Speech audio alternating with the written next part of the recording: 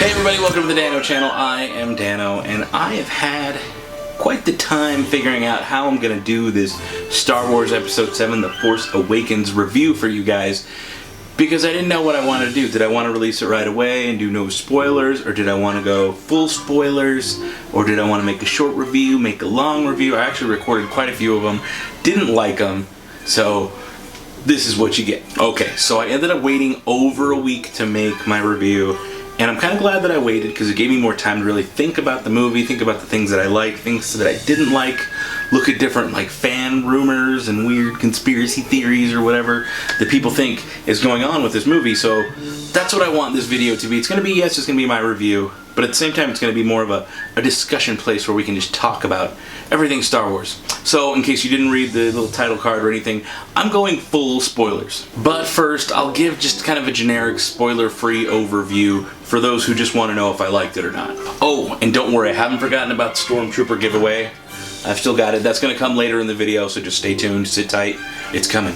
And in fact, if you don't want to sit through all the spoilers, you can just click the annotation that'll take you right to the giveaway results. But go watch the movie! What are you doing? It's been out like a week and a half. Go watch the movie, then come back and rewatch the rest of this so we can talk some Star Wars. Okay, so first let me just say that I'm really glad that we're living in a time where Star Wars movies are coming back out again. We had a Jurassic World movie earlier this year, which was amazing. There's a new Tarantino movie that came out this year, one of my all-time favorites. So it is a big year for movies, for me personally, at least as far as my favorites that are coming out. For my generic overview, I liked the movie. I thought it was great. I think that J.J. Abrams did a great job using practical effects instead of a bunch of CGI like they used in the prequels. And I think it was really good. The movie was paced just right. There wasn't really a dull moment. There was a lot of action. There was a little bit of comedy. They used sets and scenes and like that was based off the original Ralph McQuarrie artwork, which was a really nice touch. And I really liked all of the new characters. I can actually safely say I liked all of the new characters in their own way. And I want to know more about them. And that's, to me, that's how I gauge whether or not a movie was good in my eyes, is if when the movie's over, I want to do more research or I want to dive in more and learn more about those characters or spend more time in that universe, then it was a good movie. It left its impact on me and I'm like fully engaged. Now that usually leads me to buying a bunch of toys and other stuff. That way when I'm not watching the movie, I'm still kind of surrounded by the whole universe. So yeah, bottom line, I liked it a lot. Okay, on to the spoilers. You guys have been warned. 3, 2, 1. Kylo Ren is Han Solo's son. Felt good to get that off my chest. Oh, and he kills Han Solo. Boom, done. Out there. Get it out of the way right now. Alright, now that that's all out of the way, let's break this movie down. So, the movie opens up traditionally, just like every Star Wars movie does, with the crawl, the yellow letters going back into space. And then it pans down to like a planet. And we have a ship go by. This time the ship is a new Star Destroyer. Now did you guys notice that the very tip of the ship's got like a little cross? It looks just like Kylo Ren's lightsaber. Just like this guy. His weird little lightsaber thing. And I just thought that was kind of a weird little touch. So the next part really kind of stood out to me because it shows the stormtroopers, the new First Order stormtroopers, all standing inside the ship and it's like shaking. And it was weird because it made me think like, hey, we've never really gotten to see what it's like from like a stormtrooper's perspective. Like what is it like traveling from planet to planet? And obviously they just have to stand there in this shaky little room. Okay, so soon after that we get to see Poe and he's getting this weird little USB keyring thing, and we also get to see BB-8 for the first time, which was awesome. He is a little bit bigger than I originally thought he would have been. Okay, now as the First Order stormtroopers are landing, we get to see Poe shoot one of them, and that one lands in front of another stormtrooper who was kind of acting funny and silly. Turns out to be Finn, as we all know. But the part about this scene that stood out to me was when the stormtrooper that got shot and was dying or whatever wipes the blood all over the face of Finn. It's like the first time we've really seen blood in Star Wars movies. Now I know there was a little bit of blood, like in A New Hope when they dismembered the arm of Dr. Evazan or Ponda Baba, whoever it was. When they cut off the arm, there was a pool of blood there. But other than that, I can't really think of a time when there was like actually visible blood. But let me know, is there another place when they had blood in Star Wars movies? Like, can you guys think of one? I don't know. So some of the first words in the movie are this will begin to make things right. Now, I thought that was like, you know, clever, cute little nod to the prequels. There's so many people who hate the prequels. Now, I don't hate the prequels. I'm not a prequel hater, but I don't like, I mean, I like them. I don't love them. I don't think they're great movies. I think they're movies that I can watch and I'll put them on and they'll be there and that's it. I don't think they're necessary to the story so much, but they each, I mean, they have points that I do like about them, so I'm not a prequel hater, just so you guys know where I'm coming from. Okay, so the next really like good bit of dialogue comes from Poe. It's when Poe meets Kylo Ren, because first Poe does this weird little, he shoots at Kylo Ren, he like lines up a shot, and he shoots, and of course Kylo Ren stops it, and that was a really cool effect to see Poe getting pulled like with the camera following, and you just see that blaster bolt just sitting there shaking, like ready to go, and just being suspended. That was a really cool effect, and I liked that a lot. And one of the best parts about it is when it was done, is you completely forget about it, because a few minutes goes by, and you completely forget about that blaster bolt until they're leaving, and then all of a sudden it goes and it hits and it lands where it was supposed to hit. And I was like, oh, that was really cool. It really shows you how powerful Kylo Ren is. But in that first little meeting when he's pulling Kylo Ren over and he starts like, you know, gonna interrogate him or whatever, and Poe's first lines are like, am I gonna talk? Are you gonna talk? Hey, do I talk first? You talk first? Whatever he said. That's hilarious. That lets you know right off the bat what kind of character Poe is, and it made me like him. I was like, instantly, I was like, I like this guy. This guy's cool. Okay, so shortly after this, Poe is captured on that Star Destroyer, and Finn decides to just go rogue and take off his helmet and everything and try to rescue him, which was cool, and it did feel very much like in A New Hope, when Luke shows up to rescue Leia. I was like, oh, this is a rescue, blah, blah, blah, and then they rescue him. So it kind of had that same feel. So there's a lot of New Hope vibes to this movie, and I'm sure if you've seen it, you're like, yeah, because it gets like worse later. Not worse in a bad way, but like worse as in more derivative from A New Hope. Okay, so once they actually escape that Star Destroyer, they hijack a TIE fighter, they're blasting their way out. You really get to see Poe and Finn's like first interaction of them meeting each other. Poe actually names Finn instead of his stormtrooper name, FN2187 or whatever. He actually calls him Finn, and you get to see their relationship start to grow. And this moment, like that one moment specifically, made me really like both of them. And then later, throughout the rest of the movie, little things that they did made me like them even more. Like seriously, Poe just seems like good people. Like he's someone you just want to be friends with. And Finn had some of the best and funniest lines in the movie. Like when he's talking to Rey, he's asking her, oh, so you have a boyfriend, cute boyfriend? Like there's little lines like that that made Finn really funny. Now I did read a fan theory that suggests that Poe and Finn are actually going to be the first gay couple in the Star Wars universe movies. I'm like, that's kind of interesting. I mean, first they've got the main lead character, Daisy Ridley, as Rey, which was kind of huge. Like, you wouldn't think the new Jedi is going to be a female just based on prior movies. So that was a really cool step that they went that way. And I wouldn't be surprised at all if they did that with Poe and Finn, having them be like one of the first gay relationships in a Star Wars movie. And as far as I see it, bring it on. Like, you know, do whatever. Like, it's 2015. Now, I don't know about you guys, but I think that having a female lead as Rey, as like the new main Jedi, and even potentially having a gay couple like this built into the storyline is a really progressive idea, and personally I'm all for it. One thing I tell people all the time on my channel is to try new things, and for me with Star Wars this is no exception. They're trying something new and different, and yeah, of course, go for it. What do you guys think? Leave it down there. Now later on Jakku we get to see Rey rummaging through an old Star Destroyer. Now personally I have kind of a soft spot for seeing like ruins.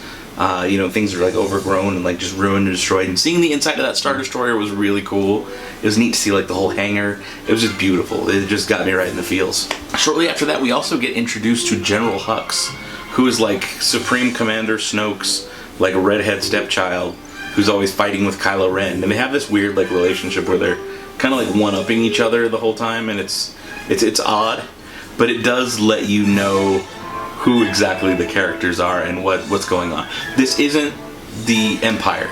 This is not the Empire. They're the remnants of the Empire, but they're not the Empire. So they're just not. They're different. There's going to be little quarrels between each other, like Hux and Kylo Ren have, where they're kind of at each other's throat a little bit. And so it's different. It's not what I expected, but it's cool. It's cool they went with a different approach, in that respect. Now, the Supreme Leader Snoke, who's actually done like a motion capture by Andy Serkis. Now, I'm not talking Serkis like with the clowns and the seals and all that stuff. I'm talking Andy Serkis. He's the guy who played Smeagol in Lord of the Rings, or Gollum, you know, my precious little creepy dude. He was also the voice and motion capture of Caesar from the new Planet of the Apes movies. So that was kind of cool. But the thing, it's actually those two roles that he played are the thing that kind of bothered me the most about Supreme Leader Snoke. He looked a little bit too much like Smeagol, like Gollum. Like, if you look at his face and you look at him next to Gollum, like, they look very, very similar. And I guess that's because they used his face. Maybe. I don't know. Either way, I feel like, since it's CGI, like, they could have done a better job of making him look a little bit different. And there was even one point where Supreme Leader Snoke is, like, yelling at Kylo Ren, and he sounds just like Caesar from the Planet of the Apes movie. So, it took me out of the film a little bit. I like it when a character like that, I don't have to think about who's playing them and what they did before, but when I heard that and when I saw that, it made me think, oh yeah, this is the guy that Andy Serkis is playing in the movie. And at that point, I'm not thinking about the movie anymore, I'm thinking about what went into making the movie. And that shouldn't happen until I'm on my like 5th or 6th watch of the movie where I really want to dive in. Now, I do think Snoke is kind of an interesting character in that he's much like the Emperor. He appears as just a hologram, and a huge hologram. So whenever they're looking at him, they're like looking up at him, like, oh, Supreme Leader Snoke. Now, I have this just as my own personal theory, that he's actually like this big, and that's why he chooses the hologram to show up, and he's tiny little Snoke. I think that'd be hilarious, but that's just where my mind goes on it. Now, I did see a fan theory about that, saying that he is actually Darth Plagueis. Now, if you don't know who Darth Plagueis is, back in episode 3, again, the prequels, if you hate them, too bad. But one of the big turning points in episode 3 is when Chancellor Palpatine is talking to Anakin about saving people from dying, that there was a Sith Lord named Darth Plagueis who knew how to do that. And it's part of the conversion, part of the reason that he got Anakin to come to the dark side was because of that story. And the rumor is that Darth Sidious, the Emperor, is the one who actually killed Darth Plagueis in the end, which is kind of weird because Darth Plagueis could stop people from dying, so what's up with that? So that's why people think that Darth Plagueis is now Supreme Leader Snoke under a different name. Also, there's been a similarity between the music that played in the soundtrack for episode 3 and the music that played for Supreme Leader Snoke's song. If you buy the soundtrack so you can compare them, they do sound very similar. So is Snoke Plagueis? I don't know. What do you guys think? Now, amidst all the craziness on Jakku, Rey, BB-8, and Finn take off in the Millennium Falcon, of course, convenient. And shortly after that, their ship, the Millennium Falcon, gets captured by another ship. Lo and behold, it's Han Solo. And they're there transporting some weird tentacle beast things, and there's something about a kanji club, and some Irish guy talking about owing some other people money, and that whole part of the movie, to me personally, was like they could have done without it. It was filler. It was okay, like it was cool, but it didn't need to be there. We didn't need all of that weird tentacle arm beast thing. So I feel like that was, if anything, the weakest point in the movie. After that, Han Solo leads them to Maz Kanata, who's this old Yoda-like character, old lady thing, who's done by Lupita Nyong'o, again, another motion capture. And the CGI, once again, it was a little too much. Like, they had a bunch of puppets in that bar scene, and by the way, I'm glad that the galaxy far, far away is into reggae music, but it got me thinking, why does, like, the shadiest place in the whole galaxy gotta be the place playing reggae music? Reggae people aren't all that bad. But back to Maz. Maz is actually an interesting character. She's kind of like Yoda a little bit, I don't know. But for some reason she's got Luke/Anakin's lightsaber just hanging out down in her basement.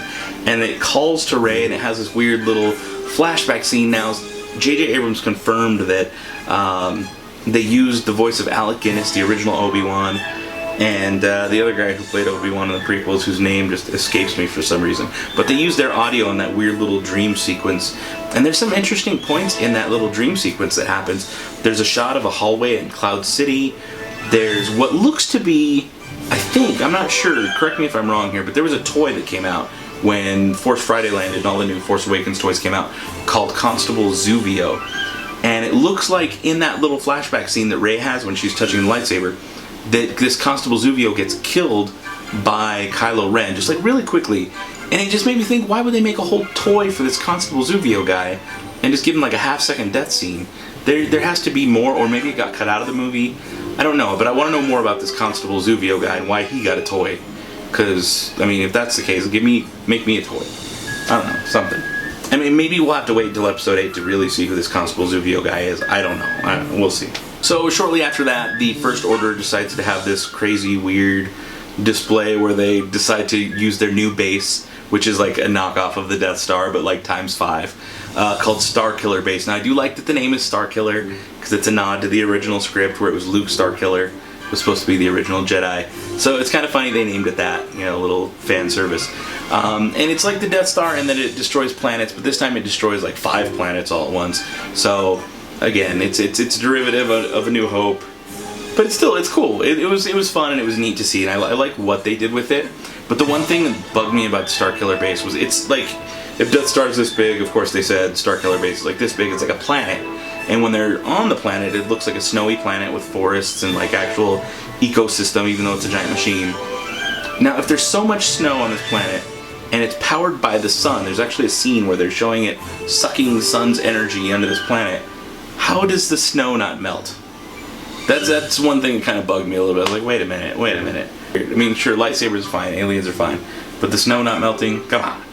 Okay, so they flex their muscle, they destroy a bunch of planets, then they go and attack the same planet that Maz's bar, the weird little reggae bar, was on, and because they're looking for BB-8 still. So this time Kylo Ren shows up, he's looking for BB-8, but he ends up finding Rey, and so they have a weird little fight in the forest thing. And it's kind of interesting because he decides to take Rey instead of BB-8, which later ends up being a really, really bad decision. But amidst all this, Poe and a bunch of cool X-Wing fighters show up, and we finally get to see how good of a pilot Poe is. And it's really awesome. There's really one cool shot of Finn looking up at the sky, and you get to see this X-Wing do some crazy, crazy stuff. Now, next thing you know, Han is reunited with Leia, and it feels so good until 3PO shows up and he does his 3PO thing. Now, luckily that scene was really short because I'm not a huge 3PO fan anyways, but did you guys notice that 3PO looked a little different? I feel like his finish was like more matte finish, like cloudy, not so much glossy, shiny chrome like it used to be. So I don't know, did you guys notice that? I noticed that. I thought he looked a little weird and different. Okay, so back on Starkiller Base, Kylo Ren has Rey and he's trying to get into her head and he can't do it, and he takes off the helmet. And it was kind of weird because I feel like the helmet looks like Snake Eyes from G.I. Joe. So it was kind of weird. Anyways, I wasn't in love with the look of Kylo Ren with the helmet. With the hood, he's okay, but with just the helmet, he looks a little funky. And he finally took off the helmet, and he's got these like big, huge, like fancy Farrah Fawcett hair, which is kind of interesting. I was like, well, that's an interesting touch for this guy. And he's not what I expected Kylo Ren to look like underneath the mask. I feel like his whole face doesn't fit inside that little mask. That's just me. But I didn't dislike him. I like who Kylo Ren was. I liked that he did take off the mask and he had these human moments for a little while. But it was again, it wasn't the villain that I expected. But after watching the movie a few times now, I understand who he is. I understand why he kind of is that way a little bit better. So if you didn't like it the first time, seriously go watch the movie a couple more times, and it starts to make more sense. You just accept that he's not what you want him to be. He is who he is. People are who they are. Just let that story flesh itself out. We'll learn more about it later. Whether or not they were, you know, as cool as you wanted him to be. I mean, Darth Maul wasn't what we all thought he was going to be, was he? They kind of tried to make up for it in Clone Wars, but like, we all thought he was going to be way cooler than he was just by what we saw before the movie came out. Okay, now Kylo Ren's trying to get inside Rey's head, but he just can't do it. And it's funny that like, Rey is just like went from nothing to all of a sudden like full Jedi in the span of this movie, and it's a little hokey that they did that. I kind of get why they did it, but at the same time it's like, really, she learned like all these things. Like she did a Jedi mind trick in there against one of the stormtroopers who was supposedly, and I guess it's confirmed, I don't know, you guys let me know if it's confirmed, but Daniel Craig, the current James Bond, was the guy inside that stormtrooper suit who got his Jedi mind tricked by Rey in that whole scene. So that was kind of interesting. It was funny they went there and they did that, but like, how would she know to do that? Like, there was little things like that that kind of bugged me. But again, it was still fun. It was neat to see her do it, and it was a nice callback that they did it. Oh, and real quick, let's not forget that temper tantrum that Kylo Ren throws, where he's like smashing the walls and everything. It was funny because it reminds me of like, that's what kids do. I mean, seriously, it reminds me of like when my kids get mad. Now, of course, they wouldn't try that here. If they did that to the walls, they wouldn't be my kids anymore. But it was funny just to see him like throw that temper tantrum, even to the point where those other stormtroopers were walking by and they heard it, and then they just like turned around and took off the other way. That was good stuff. Okay, let's skip ahead just a little bit. Captain Phasma, completely useless. And I'm kind of bummed about that because I thought that Gwendolyn Christie was going to play this awesome character. You got like a stormtrooper who's a female, like specifically a female, and has like cool fancy silver armor and a cape. And you're like, oh, what is this going to be? And it's just nothing. Nothing. Now I'm hoping it's just set up for episodes 8 or 9 where maybe she comes back and gets her revenge. Because, I mean, otherwise why even include her? Why make a toy over her? Constable Zuvio? You know, why go through the efforts of even making that character a specific character based on what happened in The Force Awakens? There's no reason. They could have made it anybody and it would have been just fine. But the fact that they made a specific character, they, you know, different look altogether, the silver armor, everything, means that she's going to come back some way. There's no way they would have just made her whole scene just for that. Okay, now the rest of the movie kind of plays out really similar to A New Hope, where the X-Wing fighters destroy the giant Starkiller Base through an exhaust port. Again, convenient. And, you know, the bad guys get away just in time. The good guys score a major blow against the bad guys, you know, so it's very similar to A New Hope. Now, the big, huge moment comes at the end when R2-D2 wakes up from his sleep, which is kind of weird. Like, again, convenient. And he happens to just be there and supply the rest of the map to find Luke Skywalker. And they spend the last moments of the movie showing Rey going up this like island. They finally make it to this ocean planet, and Rey's climbing up these steps to this crazy island where she finds Luke Skywalker. And like the last minute of the movie is just like this panning, spinning shot of Rey holding out a lightsaber like this towards Luke, and not a word is said. She just like reaches into her bag. She's like, here. Now, if my kids did that, I would be like, you know, use your words. You gotta speak up, or else you're gonna get ignored.